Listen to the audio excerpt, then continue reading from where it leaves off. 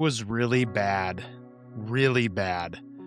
about drug overdoses. This was around the time when obviously fentanyl's been abused since it came out. That's nothing new. But there was a f- oh, 20 teens was when it really started getting bad, and we were just going on overdose after overdose after overdose, and it was getting monotonous, and it was to the point where I started losing empathy for these patients. I started to be like, what the hell? They don't care about themselves. Why the hell should I give a crap? If there wasn't a shortage so much, I mean, and part of the thing, I think that's a downside maybe to a bunch of dual medic units is are people maintaining enough experience to maintain their skill set? Are they getting enough intubations? Are they doing enough lines? Or I remember working in Solano County in particular, to the west of Yolo County, between towards closer to San Francisco, and the medical director there, the EMS medical director, was kind of a pain about things. Like, one of the things he wouldn't allow is nasal intubations, which I thought was ridiculous because we also didn't have RSI. There is a paramedic shortage across the country. Fire departments, it obviously varies on the area. A lot of departments do a rotation, so it's not the same paramedic stuck on an ambulance every shift. But ultimately, it's just like nursing and all that. Like, we could definitely use way more paramedics out on the street than what we got. I think the fire departments are not hurting as bad. That's not saying that they're not hurting, but they're not hurting as bad as what's left of some of these EMS only agencies. There's just a shortage in general. It's something that is, one could chalk it up to poor pay, one could chalk it up to horrible hours, PTSD. I mean, it's a number of different things. I don't know what the answer is.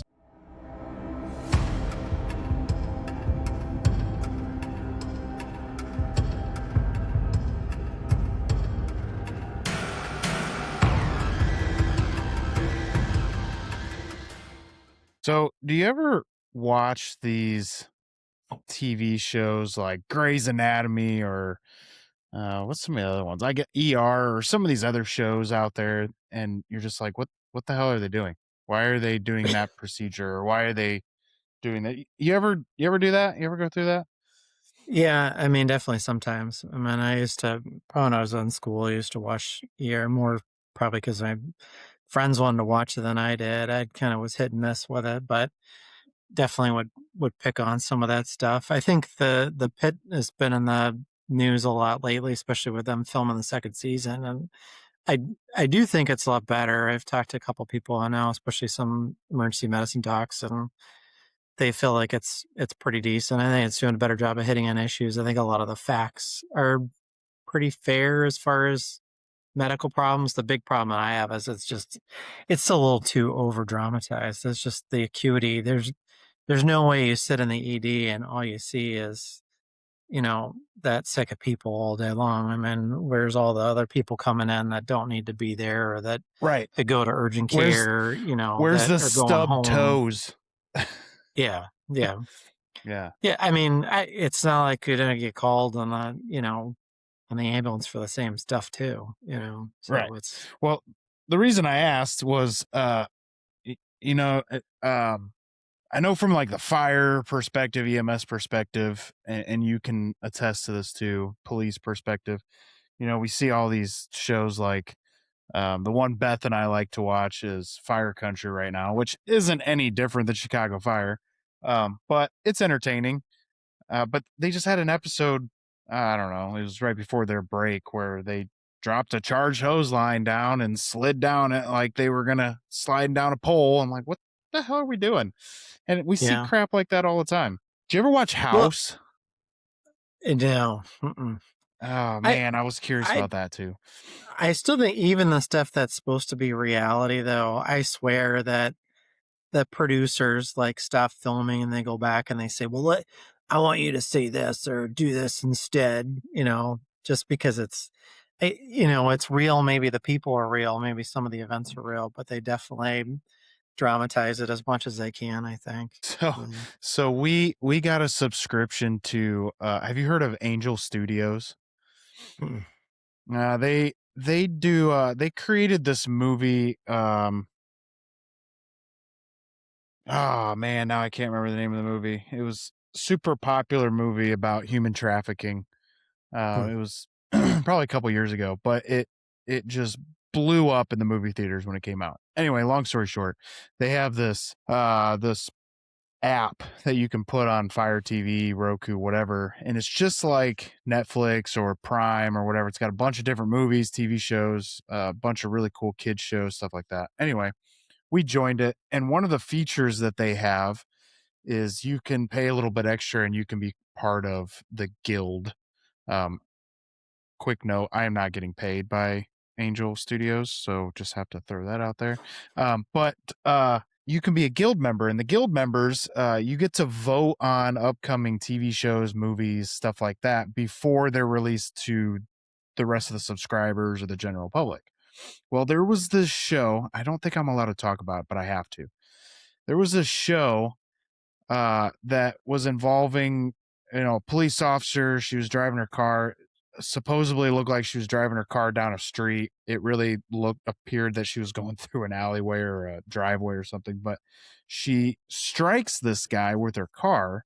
Obviously, comes to a stop, basically rolls down the window and was like, "Are you all right?" And the guy goes, "Yeah, yeah, I'm fine." And he takes off. And she doesn't like do anything to, doesn't offer any aid, doesn't call for an ambulance, doesn't even really talk to the guy. And I'm like, what? Could we at least hire some experts to sit here for these shows and be like, okay, so this is how it should be? I swear half these shows don't do that. Yeah. But I just wanted a perspective from you because I'm obviously not a doctor. I don't play one on TV.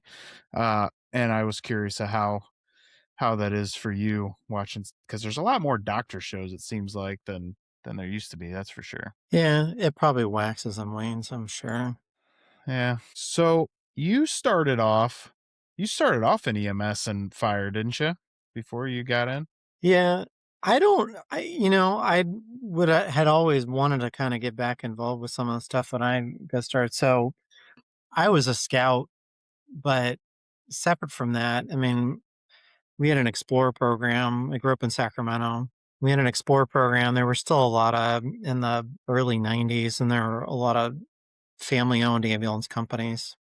I think there were probably Foothill was the one that I was with the Explore Post, and it was nice because the station was I could ride my bike there in probably 10 minutes. And I when I was 14, I could sign up to be an explorer, and we'd have a meeting once a week, and one of the paramedics was like in charge of our group, Larry, I remember, and one of my initial mustaches to idolize, I think. And he'd basically go through EMT curriculum with us over the course of, each year or whatever. We'd do scenarios, we'd do a little bit of didactic stuff. We'd go out, and a couple of us, that had cars, and stage our cars out in the parking lot, and we'd open up the back of an ambulance, and we'd practice extricating, each other and stuff, and put people on D-ring and on backboards with D-rings. We used to have those and hang them upside down. So and then I'd go on ride-alongs, I mean, every weekend or something. And one of the things that my mom's even brought up again not that long ago was, oh, you used to come home and say, oh, nothing happened today or whatever, or I'd be disappointed. And but she did remember the fact that I would say too, it wasn't that I wanted something bad to happen with people. It was that I said it happened. We just weren't the ones to go to the scene. We didn't get to go. My So sister used to get so mad at me because I would be like, "Man, missed a structure fire. Man, miss this call or whatever." She'd get so mad at me. She'd be like, "Why are you wanting people to get hurt?" I don't want people to get hurt. I don't want people to lose their property. I don't want any of that to happen. But it's going to happen. I yeah, just want to be the one to respond to the call. I want to be yeah, able to use the skills that I learned. And I think that's something that the general public doesn't understand. Example A, my sister. But yeah, yeah. I think that's right. No, that I think I remember you saying that actually watching one of your recent podcasts and that resonated with me or reminded me. But so anyway, I mean, basically as soon as I turned 18, I had already, learned all the EMT basic curriculum and signed up for a class at the community college for dirt cheap and, zipped through it as quick as I could and got certs done and got hired. And by then, all the small companies were starting to get bought out. The fire departments were starting to take over some. Some of the county was looking at it, but in other parts, that's when AMR moved in. Um, and I still can remember it also being referred to as "Aw, my ride." Um, Sounds but right. so that's I didn't get a chance to work for the small company. I worked for AMR for a while, and I worked in Sacramento County. Yolo County was a little more fun because we had 5 24-hour crews between 3 towns, and it is a very different feel from working a 12 and sitting in the ambulance all day long on a street corner in Sacramento. But Why did you decide to join in the first place? well, I mean, it's hard to know exactly when I decided I want to go to med school, but I know at some point in there when I was an explorer, I knew that that's when I realized I wanted to be a trauma surgeon. Going Well, to what made Davis, you go into the Explorer program to begin with? Why was that a desire? part of it was play as a kid. I mean, TV, I mean, emergency, It's everybody's answer. Roy DeSoto, Johnny Gage. I mean, Yeah. that was the shit, Um, that definitely piqued interest, I think. And then on the traumas that we had taking people to downtown Sacramento, and that wasn't really in the area we were in. We didn't ever go down to UC Davis downtown unless we had a trauma patient. Otherwise, we stayed at the hospitals up on the northern suburbs and stuff where the ambulance company was and where I lived and everything. But go down there and like watch in the trauma bay and see what was going on. And I was like, man, that's pretty cool. And then I ended up kind of through a friend of a friend was babysitting and that their parents knew an emergency department doctor down there, and then I got to go shadow with him because the rules there for volunteers were you weren't allowed in the emergency department until you're like 16 or something stupid. And What? he just kind of took me under my wing, and I could volunteer in the trauma nursing unit, which was just the floor. Yeah. But and it was at Davis, it was out in these temporary buildings, and they were out next to the helipad was on the ground. Okay. So I mean, the buildings weren't well insulated. I could always hear when the helicopter was coming, so I'd freaking run out there anyway, follow him into the trauma bay. But Dr. Oftedal, I remember spent a lot of time shadowing him. One of the big things I remember is watching my first chest tube go in, and he had me kind of like help hold on to this person's arm, up over their head. And I just remember going, wow, that's freaking barbaric.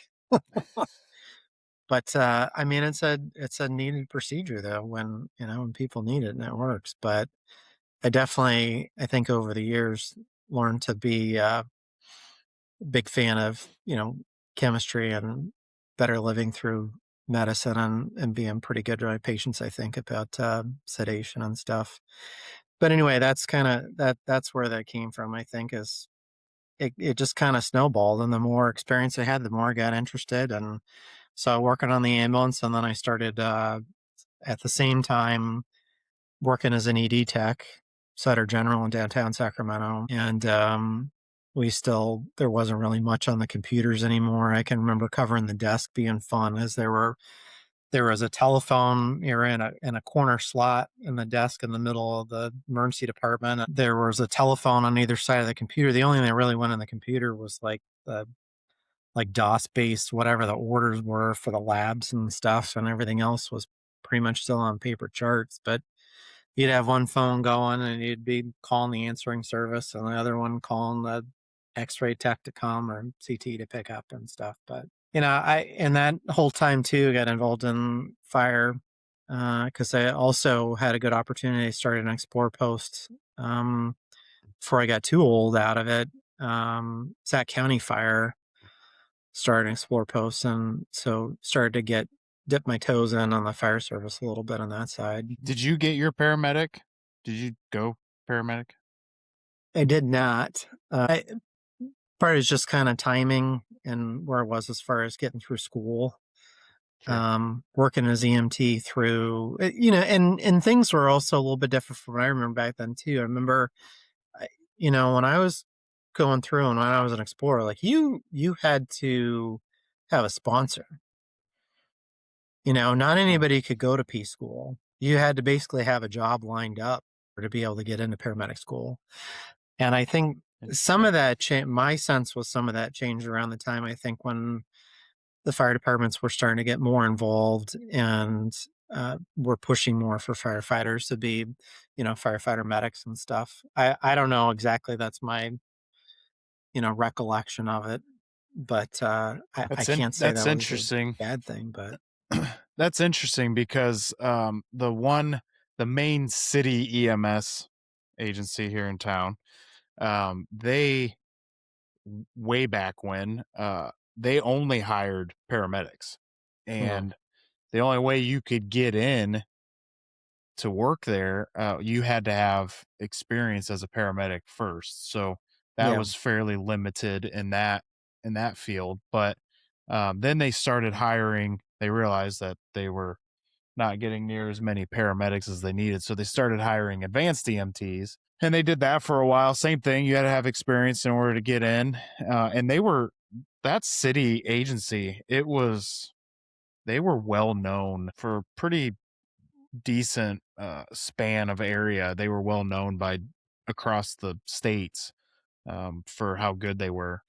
And then Mm. obviously it got to the point like everybody else, you go from not hiring EMT basics to now you have to hire EMT basics, and now you have to hire a lot of EMT basics because there's not a whole lot of paramedics. But yeah, that's interesting.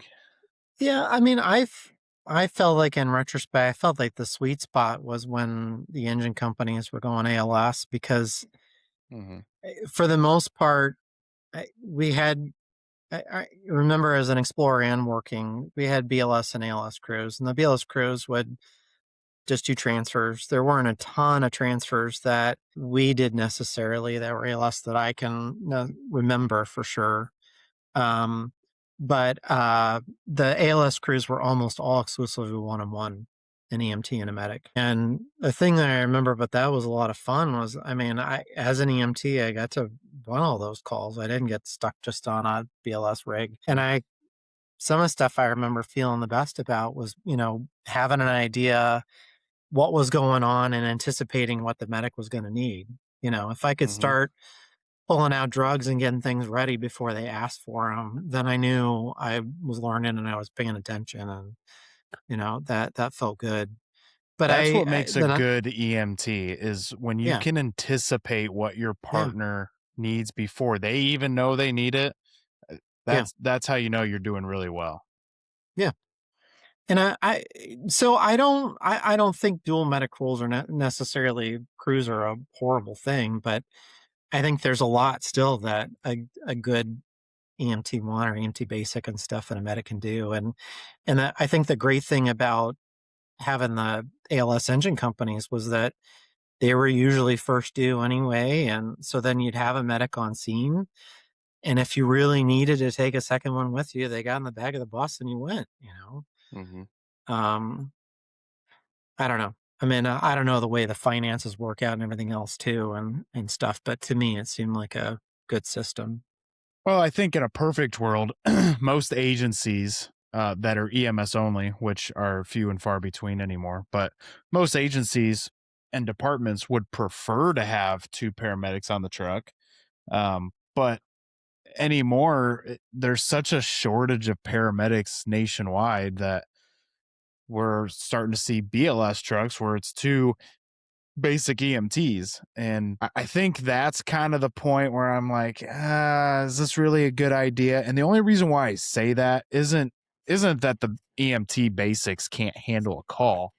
I say that because I've seen too many times where a basic truck gets dispatched, especially when it first starts happening. basic truck gets dispatched on a call, or even a paramedic truck, how many times have you, I don't know about you, but how many times have we been dispatched on a call and we're told it's a lift assist, they just need help getting back up, and we get there and they're having some serious medical issue. It's not just a Yeah. lift assist. So the same thing is happening, when they send these basic trucks. Now, if you have two really good EMTs on that truck, then they know what to do until the paramedic gets there. But that's just more time that it takes for Yeah. that patient to get adequate help. That's all I'm saying. Yeah, and I mean, I do think again that's one thing where an ALS engine company, can fill Yeah, some of that gap. I mean, I'd be agreed. curious. I don't know what the numbers look like, or if you'd seen any of that. As you talk about there being and I wasn't necessarily aware, but I could imagine it being a shortage of medics in the field and ambulance companies. But has the pendulum swung on the fire service? Are there more medics now in the fire service than It it I there's a feel like there's shortage. departments out there where there's medics that there's so many they're not even using Yeah. their skills. So I don't it know. it really depends on where you're at. Ultimately, there is a paramedic shortage across the country. Now, fire departments, it obviously varies on the area. I know a lot of departments do a rotation, so it's not the same paramedic stuck on an ambulance every Mm. shift. Um, but ultimately, it's just like nursing and all that. Like, we could definitely use way more paramedics out on the street than what we've got. I think the fire departments are not hurting as bad. That's not saying that they're not hurting, but they're not hurting as bad as what's left of some of these EMS only agencies. And that's the other thing we're seeing go away is like the city EMS here was a public utility model that used to be fairly common across the country, where you've got like the city has a board and then they contract out with like AMR or some other EMS agency to provide the actual operations side of things. And that was honestly, that was a flawed system to begin with. I don't think there's anybody that would argue with me on that. But that's going away. I think there's only like two agencies in the country left that are public utility models, but there's just a shortage in general. It's something that is one could chalk it up to poor pay, one could chalk it up to horrible hours, PTSD. I mean, it's a number of different things. I don't know what the answer is. If I did, I'd write a book and make millions. Yeah. I'm sure. I'm sure pay's part of it. I mean, that is for a lot of jobs. Oh, for sure. I think the other thing that I haven't brought up yet, but I think is a point worth mentioning too. If there wasn't a shortage so much, I mean, and part of the thing I think that's a downside maybe to a bunch of dual medic units is are people maintaining enough experience to maintain their skill set? Are they getting enough intubations? Are they doing enough lines? Are they, I don't know. I Yeah. mean, I don't know what those numbers are. I mean, I remember working in Solano County in particular, to the west of Yolo County, between towards closer to San Francisco, and the medical director there, the EMS medical director, was kind of a pain about things. Like, one of the things he wouldn't allow is nasal intubations, which I thought was ridiculous because we also didn't have RSI. And so it's like, Yeah. what are you going to sit there and just wait until somebody goes into full respiratory arrest? I mean, it sucks. That's bullshit. But his whole point was, well, they don't do enough nasal intubations to maintain the skill. Yep. Well, So, I I, mean, I do I you, laugh at that because we had that same situation here too. We the I won't call anybody's name out. I'm sure you know exactly and I'll mention the name later when we're not recording. But there was a particular doctor that would not allow the trucks to carry RSI meds because they mm, were, quote, too close to any hospital at any time from anywhere in the county. Well, that's great. However, if you need to RSI somebody and it takes you 10 to 15 minutes to get to a hospital, that's 10 or 15 minutes that's wasted. So, and same thing, wouldn't allow, there was only probably two or three people on the department or on the agency that were, I mean, they had 30 plus years of experience, but there was only about 2 or 3 people that were allowed to do nasal intubations because they learned how to do it back in the 90s, and they were well versed in it. But outside Yeah. of that, they wouldn't train anybody on how to do it. It was like that with a Yeah. lot of things, a lot of procedures, a lot of drugs. The idea was, and if somebody got seriously hurt, if there was a medical error of some sort on a scene, instead of retraining that person, retraining the whole department, instead of doing that, nope, we're just taking the whole drug off the truck. We're no longer carrying that. And that happened Yeah. with a lot of drugs. And now you see departments are carrying whole blood on the trucks, and this particular agency, they now carry RSI and all sorts of different stuff. Now, granted, the county departments, they were always really good for the most part. A handful of them were really good about trying to be, they had really good medical directors that were very proactive and gung ho, and wanted to do great things. They were doing good stuff, and still are. But for whatever reason, the city, they didn't want to be near as gung ho for whatever reason. So I don't know. you did fire and EMS, and what we kind of talked a little bit about you going to become a doctor. Did you know from the time you started school that you wanted to do trauma, or what was your thought process? Yeah, like I said, I think when I was an explorer and learned what a trauma surgeon was, I don't think there was anything on TV at that point about trauma surgery. I mean, Mm, William Shatner and Rescue 911 and stuff. I'd watch that stuff, but they didn't talk about trauma surgeons. And going to UC Davis and stuff down there, I think that was the first exposure, and I think that's when I started to kind of be like, well, I think that's maybe what I want to do. And the more I had chances to kind of shadow people and learn about what it really was, the more I realized that that was the right fit. I mean, part of it for me is a mix of things. The I grew up working on cars with my dad, so I love kind of tearing things apart, figuring out what's wrong with them, putting them back together. So the surgery piece was pretty natural as far as that goes, and definitely liked a lot of science, biology, and things in school, and so those things kind of fit together too. Did you You ever know, did I you ever watch the show Life in the ER?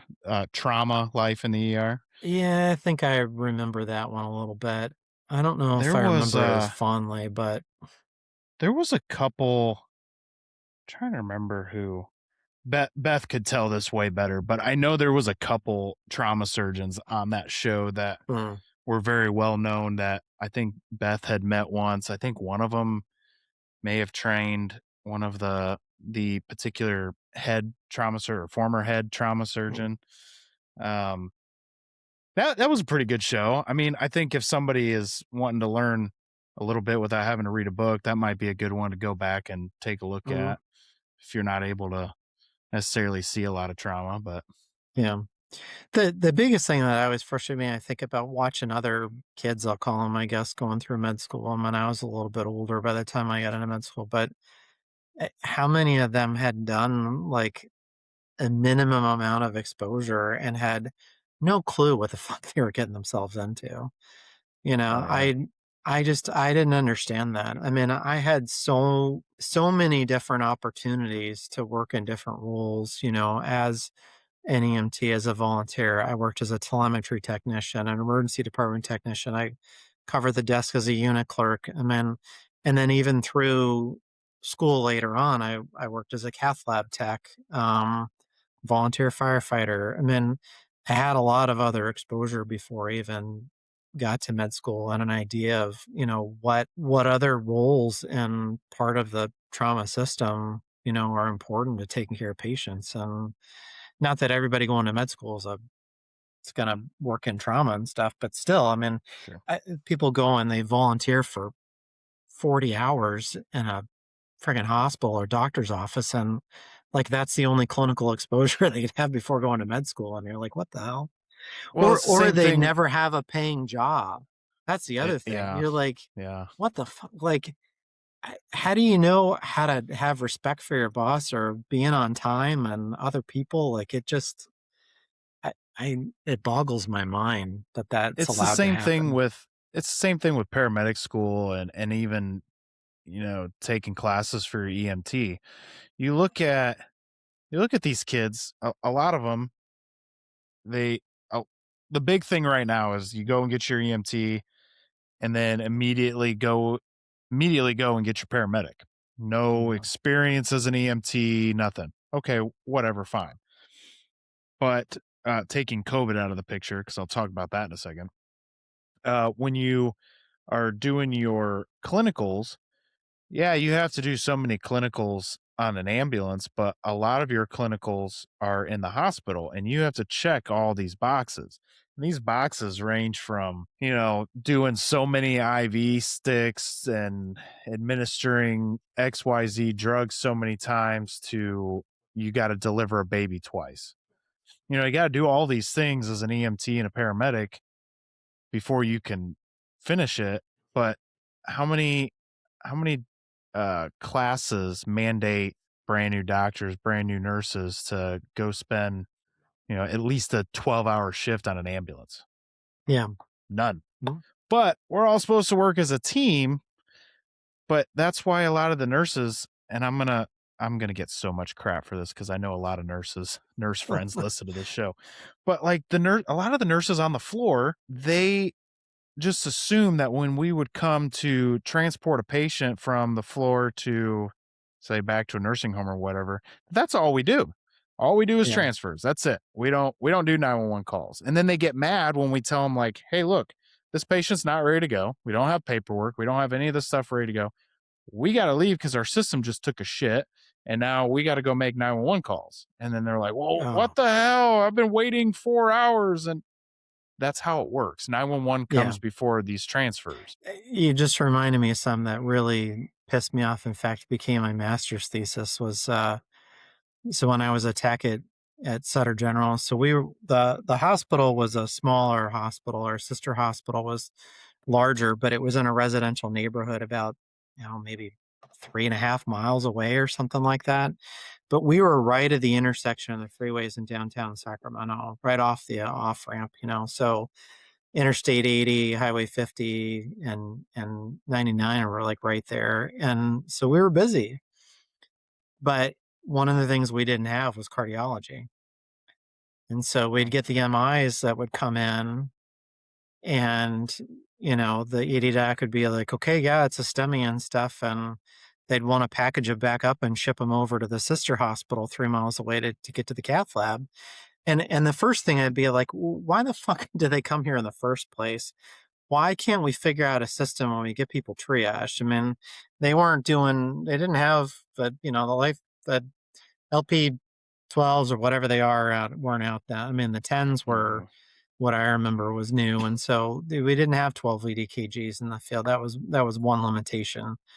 But the thing that really pissed me off is that, we had transfer agreements with the local ambulance and, we'd call and say, hey, I need a stat critical care transport for an MI or whatever, blah, blah, blah. And they'd be like, oh, it's going to be a while or we don't have anybody.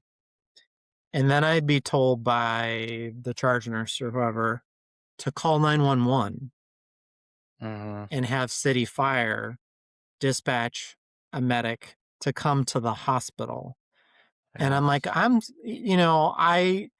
I didn't still understand all the legalities of it other than just to know at the time that that was a broken system, but to recognize that as an EMTALA violation. I mean, I can appreciate that the cath lab is a better standard of care, but I can also recognize that pulling ambulances that are not designed for interfacility transfer away from emergency calls to do a transport because the system's broken is not the right answer either.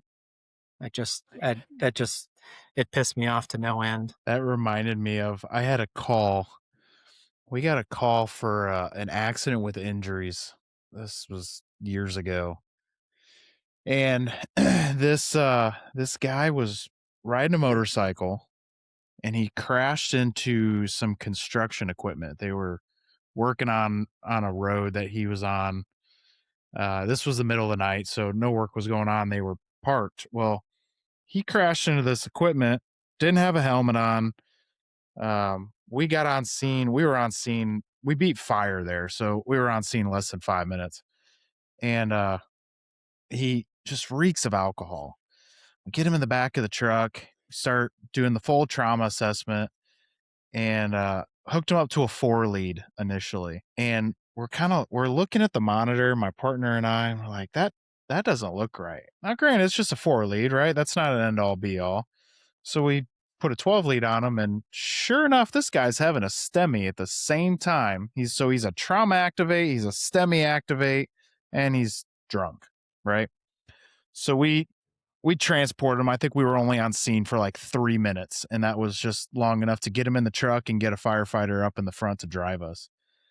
We get him to the closest trauma center, which was on the north side of town, and my wife is working, and she is working with another surgeon, and they're going back and forth, what to do first. Do we send him to cath lab? Do we get a chest tube in him? Do we send him to CT? Whatever.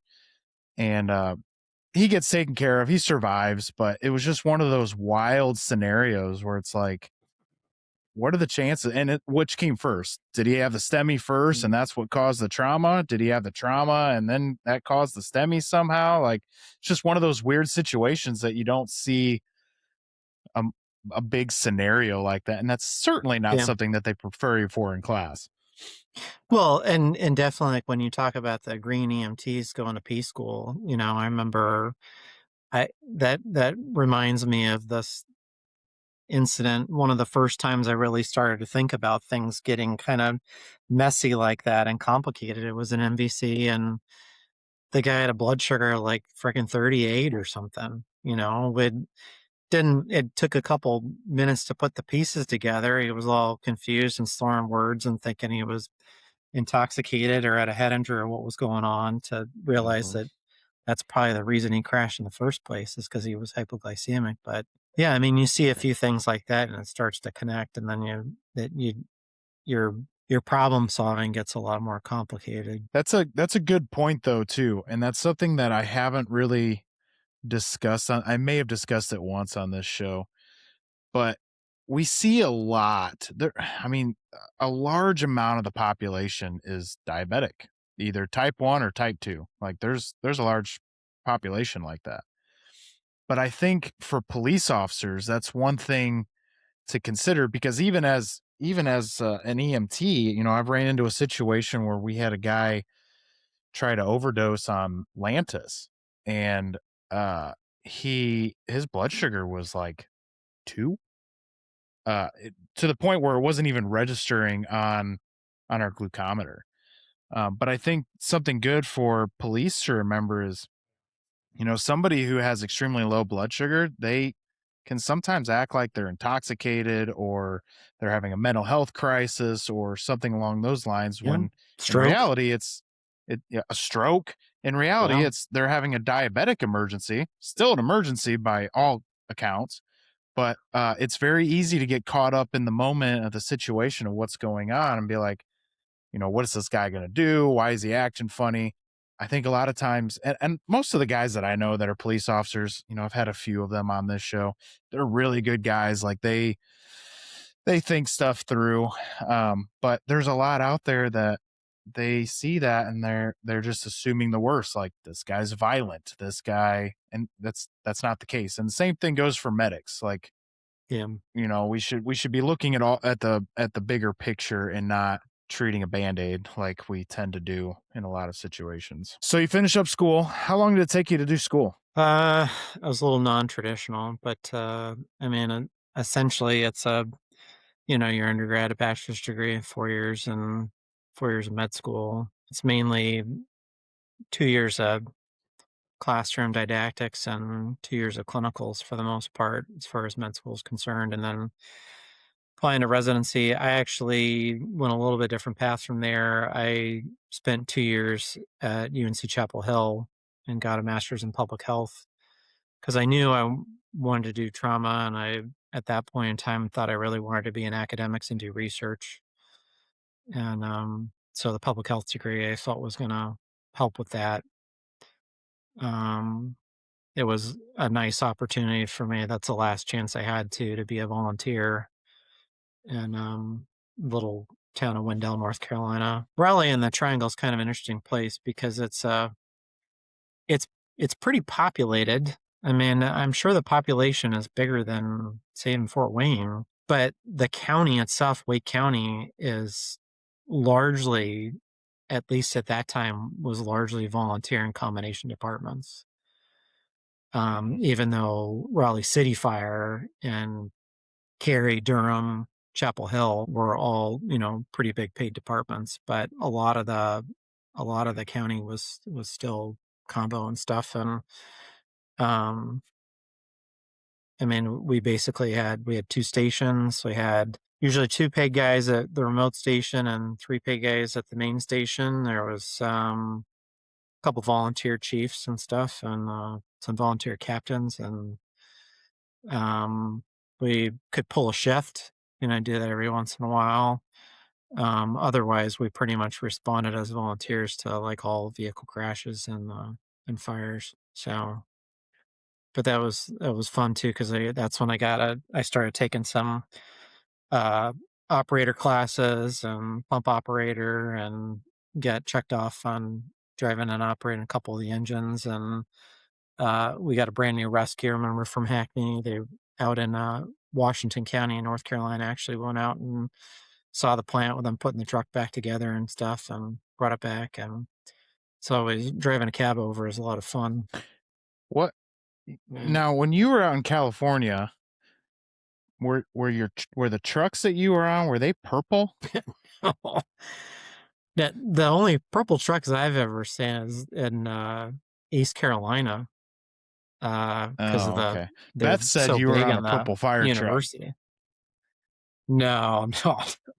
That but I remember one of the departments in the foothills had white engines, and I remember tanker and stuff, and they got dumped on retardant once, and they had turned more or less pink because they didn't get it washed off quick enough. Consolidated fire. That Awesome. was a big joke. But Yeah. no, most everything in Sacramento where I grew up was pretty traditional red. The first engines that I really saw that were weird colors were when I got to North Carolina, and that was the East Carolina being purple, and then the everything in the city Chapel Hill is Tar Heel blue, which is kind of a weird look for a That would be fire kind of engine. cool though. Yeah, I think that would look pretty good. I'm gonna have to look that one so up. yeah. Although my favorite fire truck is Jack Daniels fire truck that they've got, the black with the gold print and everything. Uh, It's pretty sweet. yeah. You have to look at Yeah, I that one. do I do think as far as like the gold flake does look really good with a little bit of black and that that darker burnt red, kind of almost maroonish kind of color. Mm-hmm. Um I feel like one of the smaller districts in Sacramento before they all started merging together, I think may have had some apparatus like that. I can't remember. But yeah, the California point, the other thing I gotta get a dig in on is tankers have wings. Yeah, Water water this was the tenders next thing. water tenders have whales. Yeah. So, Yeah.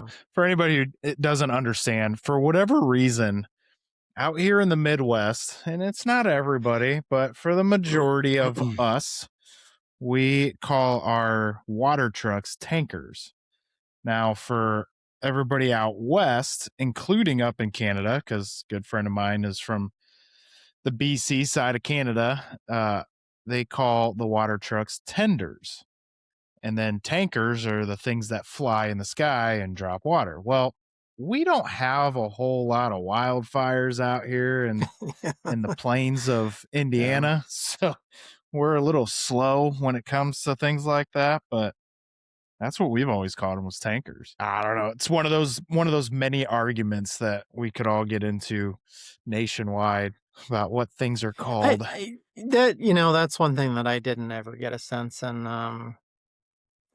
There's a little bit in surgery, especially academic circles, maybe and stuff, but it's not nearly the same, and not an EMS in my experience. But the fire service is, I always appreciated how much history in a lot of departments, how important tradition is. Yeah. Um, when I was After I graduated from undergrad the first time around and was still trying to figure out kind of what was going on, and grades weren't fantastic and didn't get in right into med school and stuff. I actually I interviewed for WESAC, was in Yolo County. West Sacramento Fire was an up and coming district, pretty industrial area, and just right across the road from downtown Sacramento. Made it to chief's interview, didn't get picked up the first round. 6 months later, so got another call for another chief's interview, and by then I had already, made plans to go back to school. But who knows? Maybe things would have been different if that happened a little bit sooner or something. But I remember, one of the things I was old and smart enough about and had enough instinct to listen to what people said and their advice is that when I was interviewing for those jobs was to go visit the stations, and talk to the talk to the crews and find out, hey, what's unique about your station? What's unique about your district? What's unique about your first dues? And like one of the things I remember about West Sac learning about was wharf hydrants, because they've that the Port of Sacramento's in West Sacramento. And so some of the things that were different about that. I remember we were close enough to San Francisco to learn a little bit about, or at least hear some things secondhand, about wooden ladders. And I can't remember what the big lever fulcrum thing they'd use to get the damn trolleys back on the tracks, but that the ladder Oh, companies would carry those. And that seems like something really cool and unique that well. could be really handy, not just for moving a trolley, anything that's big for some sort of extrication, But Yeah, I think every department across the country has their own little obviously their own history. Especially, like San Francisco with the wooden ladders and all that stuff and how they make them.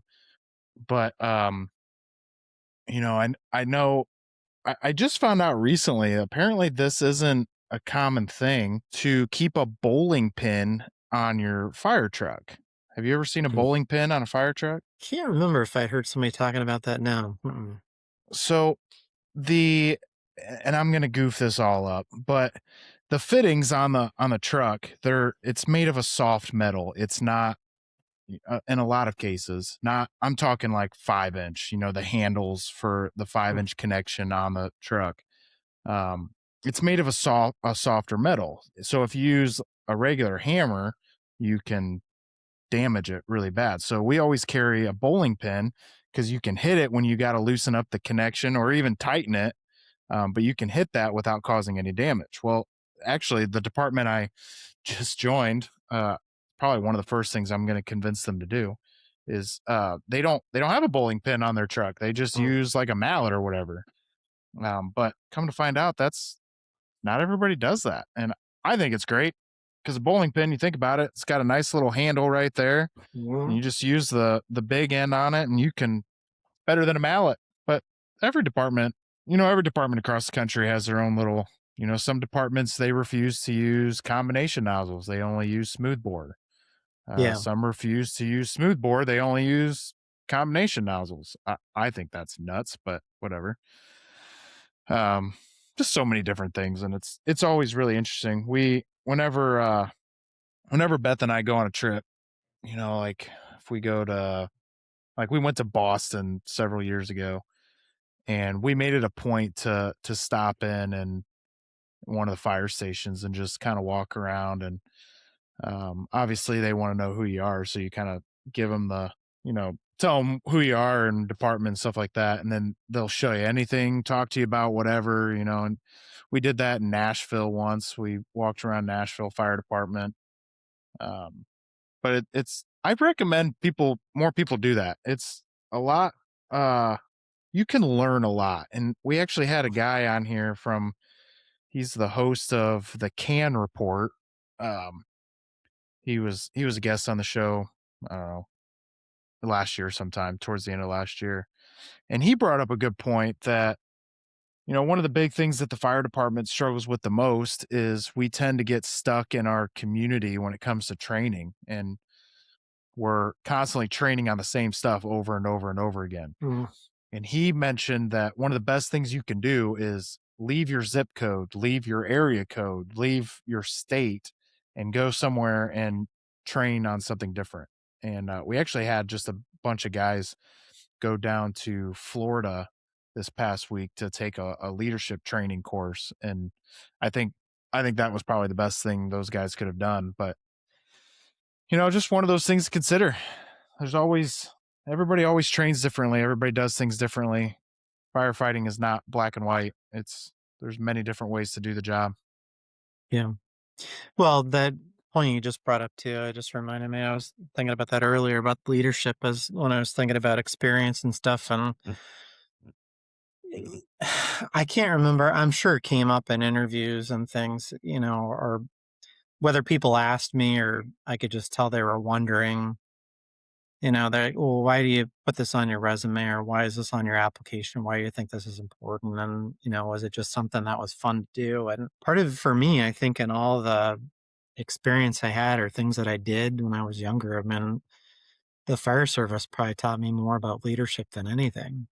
I mean, Hmm. there's this, in the time that I spent with CDF, with now it's Cal Fire, I guess, so California Department of Forestry and Fire Protection, I had a sleeper program, which is a lot of fun in the wintertime because I don't have all the seasonal crews, but they're still covering houses in rural towns and things. And we'd go up and we'd spend a lot of time talking about things and training during the daytime because we might get one call in 24 hours. And that's I remember that's when I first learned about span of control, and, it's like it makes so much sense, but I'd never probably would have, come up in any other talk or anything. I mean, I think it's so important even when you think about, like, dealing with, an MCI or whatever, anything like that where you've got a chain of command and you've got an incident going on. It makes so much sense to some of those lessons from the fire service.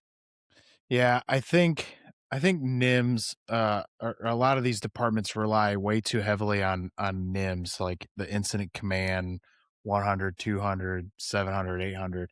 I think they rely too heavily on that. I think that training, granted, it's probably been 14 years since I've taken those NIMS courses, but I highly doubt they've changed a whole lot. I think people can learn more about incident command and um, just the overall how to run a scene, specifically a mass casualty scene, one from history, like looking at different scenarios from the past, 9/11, Boston Marathon bombing, Oklahoma City bombing, all these different things. Read up on that. Read up on how police, fire, and EMS work together to run those scenes and learn from that. Right. So obviously, we need the basics in just about any training we do, but it comes back to the best way you can learn is by reading history and learn from other people's mistakes. Yeah. So let's see. Um, how did you end up in Fort Wayne? Of all the cities in the United States, how'd you end up in Fort Wayne? I I mean, it probably started with training, right? Because my residency and fellowship of training was all in the Midwest, Columbus, Indianapolis. And I that was probably partly just due to chance. I mean, I looked at programs in a lot of different places. I think once we were already in Columbus, Indianapolis was a little bit better fit. We had already spent 5 years in the Midwest and we're pretty happy. Um, and then looking for a job. I mean, I did take a brief detour in between training and my first job in West Virginia, and that was not the right decision for us, and quickly came back. Um, but I mean, we were already kind of looking for a town, a city kind of mid-sized like this. I mean, growing up in Sacramento, it's definitely gotten bigger than it was when I was that age, but um, I liked kind of mid-sized town. It's not too big where the traffic is just ridiculous. Takes you all freaking day to get from one side to the other. Or, you're stuck in Mhm. gridlock. Um, but there's still enough stuff to do. There's enough stuff. There's enough pathology as far as being a surgeon and stuff like that. Things to do. Um, so I think it's a good mix. I mean, definitely is the cost of living's pretty good in the Midwest, and my wife and I both were pretty happy having a more or less a full 4 seasons. You know, Yeah. Yeah, anymore, it seems like that's changing. All we get is blazing hot summer and bitter cold winter. yeah, I don't yeah, even not get much fall and fall this spring year, I anymore. guess, but yeah, Well, good deal. Is there anything else we're missing? What else should we be talking about that I haven't yeah. thought of? I mean, the only other things I think we picked on a little bit, or I remember.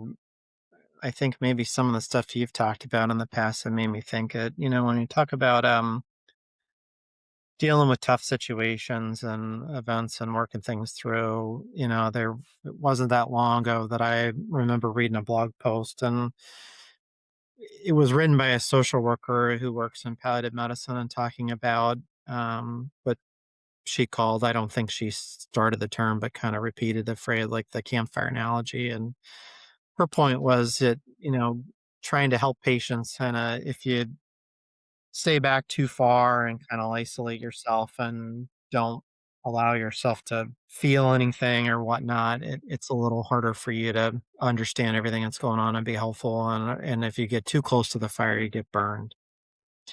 Mhm. And I I responded in part in thinking about some reflection about that, and in part having gone through a period of time in my recent career of feeling burnt out, and ultimately really understanding that it was about moral injury. It was about barriers to being able to do what I felt was best for my patients in the way that I felt that they should be cared for. And that's part of, that goes back to part of that answer about being a surgeon. I think that was probably part of that in the first place too. I mean, for me, I always used to joke around, and part of the reason I ever went in the military is because I would have been court-martialed because, I tend to be creative about problems and think about ways to solve problems, and I get pushy sometimes, and I don't easily take no for an answer, and I ask questions when some people would rather, people, especially and subordinates, not ask questions and just do things and follow orders. And that was Uh-huh. one of the things for me. It was an opportunity. Well, medicine as a profession, not only can I learn how to do it, but I have an opportunity to try to figure out how to make things better. Um, so anyway, uh, getting to that burnout and moral injury. So part of it for me, I think, was one of the symptoms of burnout can be depersonalization. And it's not anything that really happens consciously. I think you just start to get to a point where you're so frustrated or whatever it is that the way you say things, the way you act sometimes just comes across, and it's not the best intention. And it's not what I think we want for the people that we serve. And part of it for me and thinking about that campfire analogy is that sometimes getting a little close to the fire doesn't necessarily mean burned. It may be just a matter of you reconnecting to that and remembering that you're a human being, and it's okay to feel some emotion and get caught up sometimes. I mean, we need to figure out in the heat of the moment how to deal with things professionally, but that doesn't mean that because you walk away from a call and it's weighing on you, that you're weak. It means that you still are human. It means that you still connect with other people as human beings and you recognize the hardship and suffering that they're experiencing. And yeah, I mean, we should have safe places where we can talk about those things and work through that stuff. But I hope that nobody feels like if they're going through that or have been through that, that they're the job's not right for them, or that they're weak, or there's something wrong with them. I hope that they recognize that that should hopefully reaffirm their calling to what they're doing, that they're in the right place because they care. I think my good friend Jason White said it best when I had him. I think he mentioned it on both times I had him on the show. He was telling a story about a call that he was on, and he was worried that he wasn't he was starting to not feel any emotions Mm, for some of the human beings that he was coming into contact with. And he had a call um where it really bothered him, and he was starting to like kind of beat himself up a little bit, and then he stopped and he's like, wait a minute, this call is bothering me. That's a good sign. That means I'm still human. mm, I'm not a robot anymore. And I think that's a good lesson for everybody. Like, if these calls are bothering you, sure, when in my case, when I was seeing, or even in your case, when we're seeing trauma after trauma, and maybe it's the same type of trauma, constantly, or maybe we're going on multiple cardiac arrests in a day and now they're just not bothering anymore. Yeah, that could be considered normal, and I'm sure people that aren't used to the field may not understand that, but at some point there's still going to be something that's going to bother you, and if something does bother you, that's a good sign, right? Like, we want to know that we're still human. And you yeah, mentioned advocating and being in that, um wanting to, what's the word, being kind of pushy, I guess, is the best way to put mm, it. And I think that's good, solid advice too. We should be advocates for our patients. We should be, and that's EMS, that's nurses, that's doctors, that's, the whole nine yards. We're supposed to be advocates for our patients. If we think that, if we don't agree with a particular order, or we don't agree with the way somebody is treating the patient, we should be standing up and we should be saying something. I think people tend to take that in a negative way. How do I say this?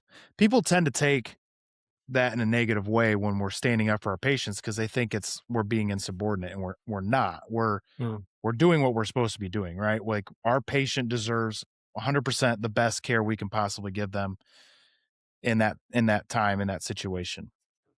And with that, in order to provide the best care, we should be, if we don't agree with something, we should be pushing back. We should be asking questions. We should be doing those things. But at the end of the day, the number one thing that we should be doing for patients, including coworkers, including friends, is we should be advocates for them. We should be empathetic towards them, not sympathetic, empathetic towards them, and making sure that we're giving them the best possible care we possibly can. So if that means, if you and I are coworkers and I think something is going on with you and you're just not acting right, I'm going to be like, "Hey, Dustin, something's not right, man. What's going on?"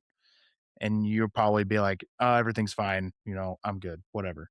And be like, "No, man, I know something's not right. What's going on? Let's go talk. Let's have a conversation." There's nothing wrong with that. We should be doing that. We should be trying to help each other out, because at the end of the day, if something really is bothering them, it could potentially continue to get bigger and bigger and get this snowball effect, and things start happening and people don't, burnout. Burnout is a big thing. It yeah. it occurs more often than people realize, myself included. Yeah, I mean, That's my spiel. one of the things that really sucked, I think, on the medicine side is that we hear a lot, especially from the corporations, all the administrators and stuff, is that it's about resilience. It's, oh, you just need to be tougher. You need to meditate, relax, exercise more, whatever, all this other bullshit. And it's a lot of it really is system problems, you know? I mean, like when you said some of those calls that we see things repeatedly, drug overdoses and stuff like that. I mean, a lot of times we get to the point where it's like, man, these people,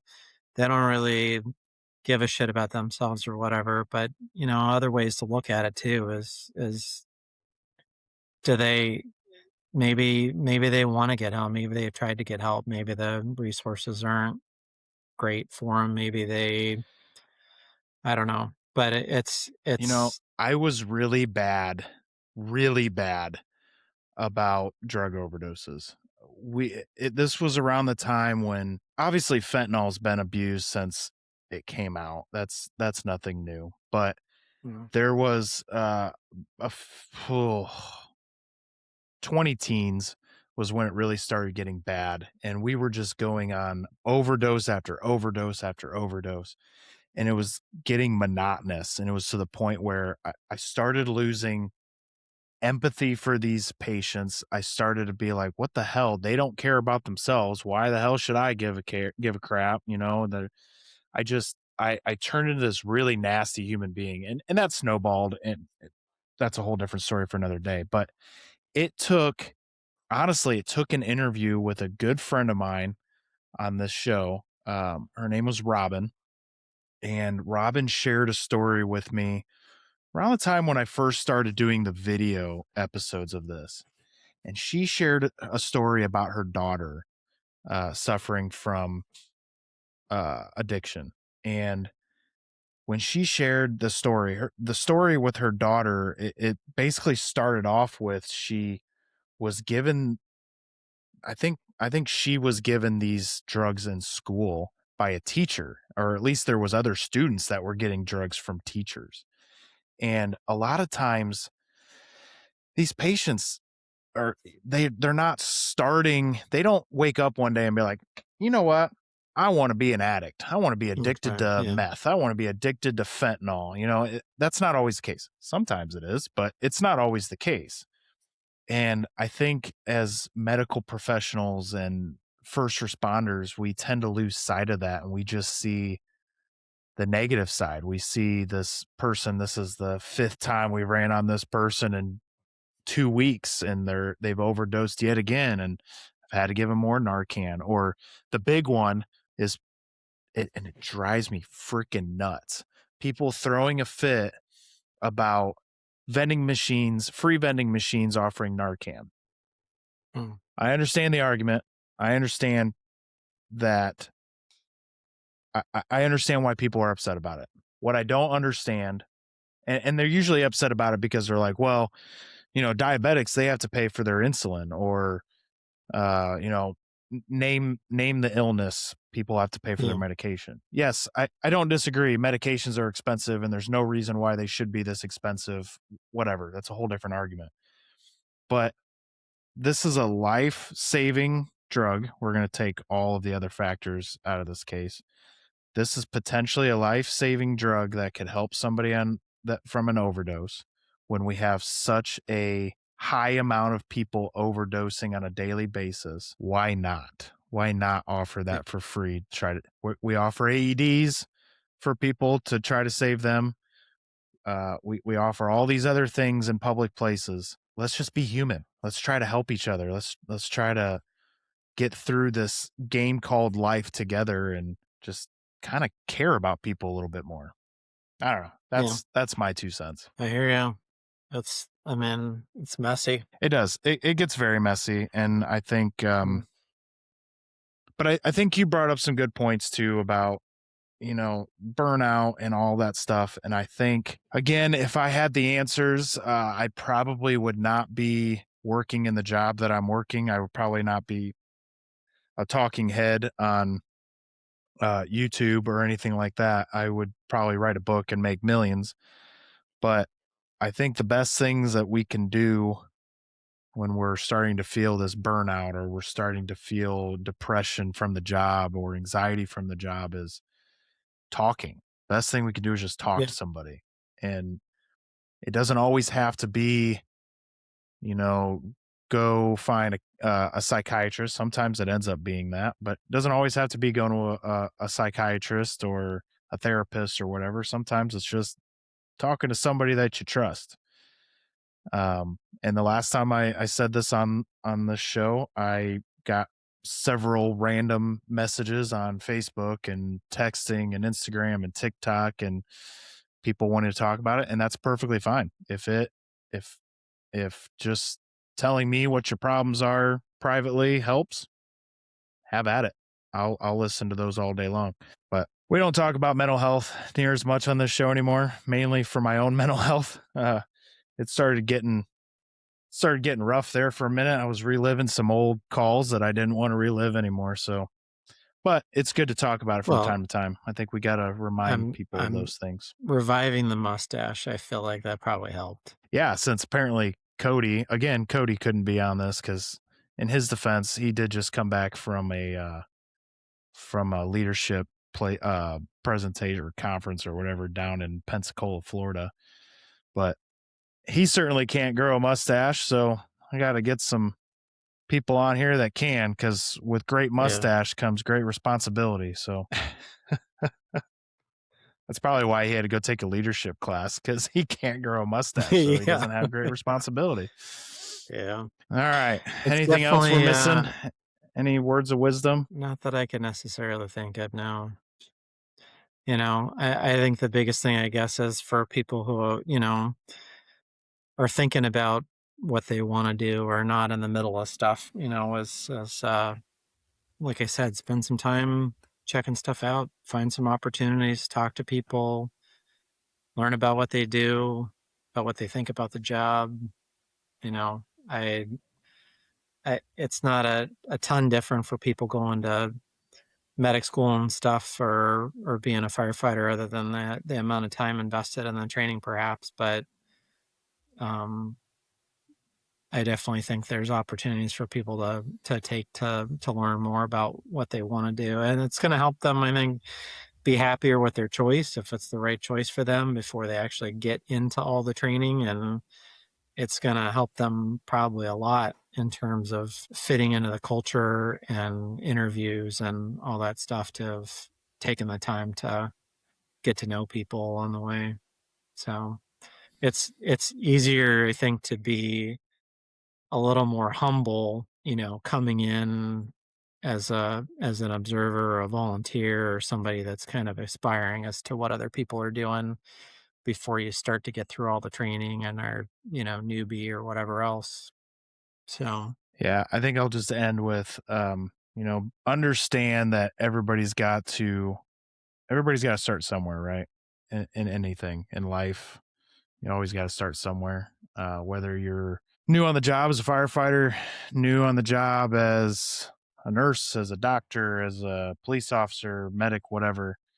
I think that's one of the other big things that people get burned out about is they're brand new. They haven't even. I think that's why I'm seeing. I brought this up a while ago about how people are 2 years into the field and they're already getting salty. Like, mm, salty paramedics and salty EMTs, that wasn't supposed to be a thing until at least 5 to 10 years into the field. Why are we having puppies getting salty in their job? But I think the reason is because people get frustrated. They get out of EMT school or they get out of paramedic school or whatever, and they assume that they're supposed to know everything. And I just got done with cardiology and A&P 1 and 2 and all these things. Like, I know it all until you get into a real world scenario and you find out that your patient's a trauma activate and a STEMI activate at the same time. They don't teach you that in school, so figure that one out.